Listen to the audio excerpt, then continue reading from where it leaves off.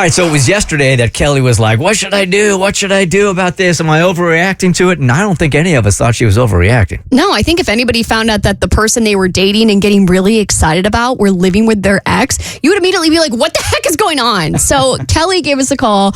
She's been dating this guy for like 3 months, which I always call the 90-day free trial because that's when things always go wrong. After 90 days, there's always something that goes wrong. And for her, it's the fact that he's living with his ex. But other than that, everything's going great. He's funny, texts her good morning. He's even introduced her to a few of his friends, which I feel like is a huge, huge green flag. So the only weird thing is that he would never invite her over, and she would later find out that it's because he is living with his ex. And she's like, I know he's saying it's totally platonic. I know he's saying that they dated for years, but now there is nothing there anymore. But I can't help but feel like this is something I should dump him over. So she calls us up. And the advice we gave her was give him basically an ultimatum, basically saying, hey, I appreciate the fact that you still have to live with your ex for financial reasons or whatever. I'm going to bow out for now. But whenever you get your own place and you move on from your ex in this living situation, hit me up. Like, by all means, I want to date you, but it's got to be the right time. I think that's fair. I do too. I think that's totally fair. Hey, Kelly. Hey guys. Okay, so the ultimatum adjacent idea yesterday, because it wasn't a total ultimatum. I didn't feel like it was ultimatum because it's not like for me, ultimatum is... do this or this. Yes. She wasn't saying that. She wasn't saying that, right, Kelly? Yeah. No, yeah. And I so appreciate your input on that because otherwise I would have been so stuck. So I decided to go with Kristen's suggestion.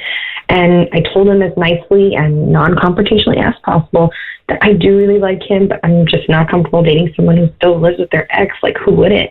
You know? So I told him, I think you're great, but maybe the timing just isn't right for us right now. And that once he's got his living situation figured out, to call me and that I'd still be around. And I thought that he'd get super defensive or say that I was overreacting, but he didn't. And instead, he was completely receptive. He even seemed a little bit like panicked at the thought of losing me, which I was like, oh, well, okay. And then he told me he totally understands why I feel the way I do, but he's already been looking for places and promised if that's what it takes to keep seeing you, that I'll be out by next week. And he seemed serious. So like, it wasn't just talk. And he's been nothing but respectful and transparent since that conversation. And it's making me like him even more. And I'm just really hopeful. And that maybe the story could have a happy ending. So now I'm just giving him the space to prove it. And if he follows through and actually moves out by next week, we've agreed to go back out and go on another date and keep moving forward. And if he shows me he means what he says, I'm all in. That is amazing. Okay. That's huge. This is not being overly optimistic. We've said this on the show before, that if a guy or a woman really, really is into you, like we are thinking like long term, they will move heaven and earth to get to you, right? And this guy is proving that. Like, he is making a statement here. Like, I will be out of the house in 1 week. 1 week. He doesn't need to move. Yeah, he doesn't need to move heaven and earth. He just has to move down the hall. Yeah, right. So he is really, really into you. This is a serious thing. Yeah. It's like, I wasn't expecting it, like I said. And so for him to actually show the initiative and be like, no, you're right. Like, I need to make moves here. And it was just the best outcome I could have hoped for. You know, here is a really good lesson that I've learned over the years also, and I think dudes maybe are better at it than women are, is sometimes you got to put all the chips in, man.